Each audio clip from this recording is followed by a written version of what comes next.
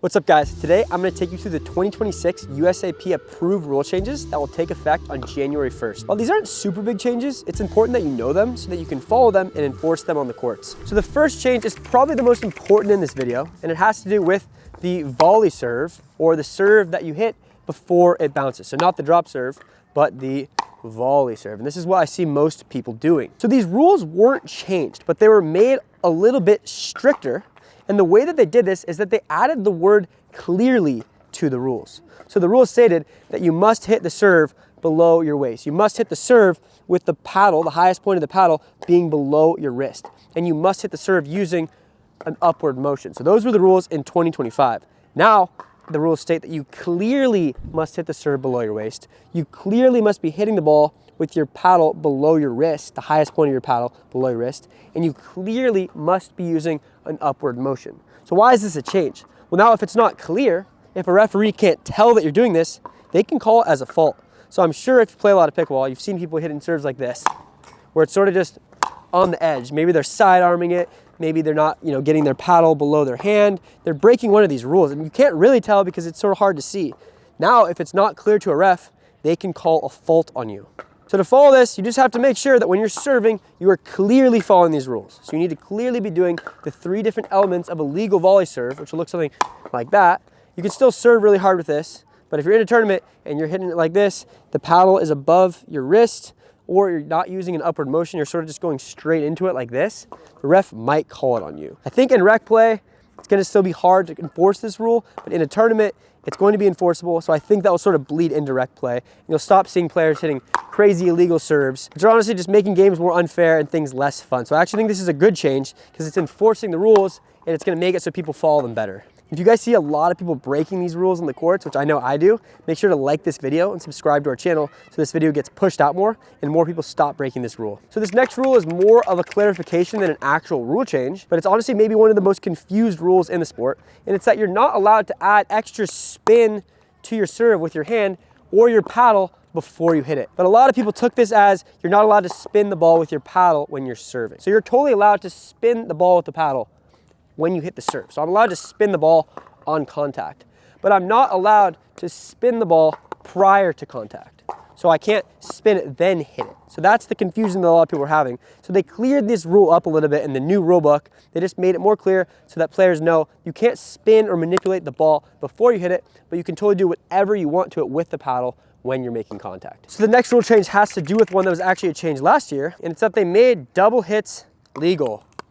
So as you saw there, I hit the ball twice in one continuous forward motion. So you have to be using one continuous, one directional motion. So I can't like catch it, then hit it again. My paddle has to be going the same direction, and then it counts if I do a double hit. What's not legal is if I have a non-one directional motion. So I stopped it, then I hit it. You can't do that. So this is something that should happen accidentally. It's not something that's gonna happen on purpose. They also made it so that carries are illegal last year. So you can't catch the ball like that and then pretty much throw it at your opponents. This year, the change is that they're also allowing triple hits, or if you hit the ball more than 2 times. So it could be quadruple hits too, but it's unlikely you're gonna hit the ball 4 times. So if you somehow hit the ball 3 times like I just did there, and you're using a one directional continuous motion, that counts. So they didn't have really any rule for if it's more than 2 times. But now, pretty much if you hit the ball any number of times, as long as it's not a carry and it's a one directional continuous motion,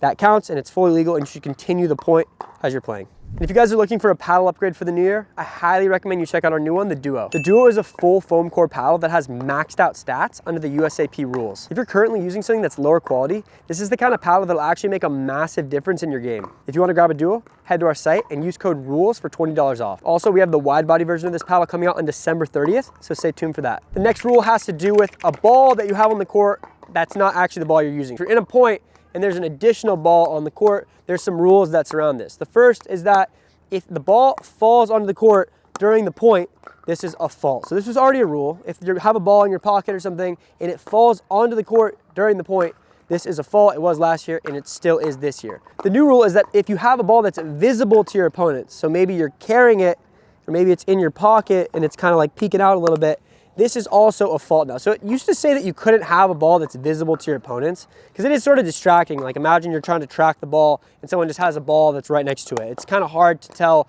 which ball is which. It kind of just, you shouldn't really be doing that, right? So now they have an official rule. If you have a ball that's visible to your opponents during a point that you're not playing with, so even if it's just peeking out of my pocket like this, that is considered a fault. So is this something that they're gonna enforce in rec play? I don't know if it's that important, but to be honest, you should probably just put the ball in your pocket. It's probably a better idea not to be carrying another ball during the point, especially if you use two hands or something. In a tournament though, you definitely cannot be using another hand to hold the ball, and it shouldn't be peeking out of your pocket. So make sure to follow this rule. Don't carry another ball during the point or else you will get a fault. The next rule has to do with consulting spectators about out calls. So before, the rule stated that you should not consult spectators on out calls. So it was sort of encouraging not to consult spectators, but it wasn't really like officially a rule where you could penalize people for it. Now it says you must not consult spectators about out calls. So if I am going to call a ball out and maybe I'm not sure, and I looked at the people on the side and go, was that out? If it's a tournament, I can actually get penalized for it, right? So if it's rec play, I mean, you can probably do it, no one's gonna care. But in a tournament, you're now no longer allowed under any circumstances to consult spectators about whether or not a ball landed out. You need to make that decision with you and your partner, okay? So don't ask other people on the sides of the court. You have to make that call on your own. So the next rule has to do with permanent objects on the court. So the number one permanent object is the net post, but this part of the net's also a permanent object, maybe a chair on the court, the ceiling. So the rule states, if you hit a permanent object on the fly, so let's see if I can do it. If I hit the net post, I missed there. If I hit the net post, that is my opponent's point automatically because I hit the net post on the fly. The rule though, now they changed it in that if you hit the net post after it bounces on your opponent's side of the court, you actually win the point. So that wasn't in the rules. I think people were maybe assuming it was, but let's say I hit the ball over and it blows into the net post or it spins into the net post after it bounces on their side. That would then be my point. So before, that would actually have been the other, the opponent's point. Same thing happens if I hit a chair. Let's say I hit a chair on the fly, it's their point, but let's say it bounces, then hits a chair on the side of the court, well then it's actually gonna be my point. So it's just adding in the situation that if the ball bounces, then hits the permanent object, it's your point, not your opponent's anymore. This next rule has to do with how fast you have to call a ball after it is out. So there's a few different rules around this. One of them is that if you hit a ball that's out, so let's say your opponent hits a ball that's out, you hit it back to your opponent, you have to call it out before they hit the ball. So before your opponent hits the ball again, you need to make the out call or else it's considered a late call. So where the rule changes though, is when your opponent hits an out ball and the ball dies, or it's considered a dead ball. So what that means is if the ball goes out and then it bounces twice, then it's a dead ball. If the ball goes out and it hits you, it's also a dead ball. So let's say you just catch it.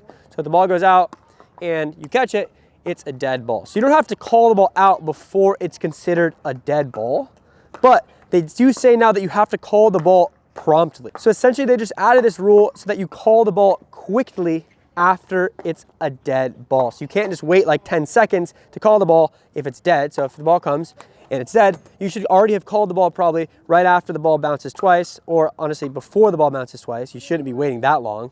There's not really a reason to wait. So that's why they made the rule that you need to call it promptly. Prior to this, you could literally just wait until the next serve to call the ball, which didn't really make any sense. It was confusing for referees. So they really just added the rule that you need to call the ball promptly, even if it's a dead ball. Honestly though, guys, you should call the ball as soon as you see it's out. So your call should look like this: out.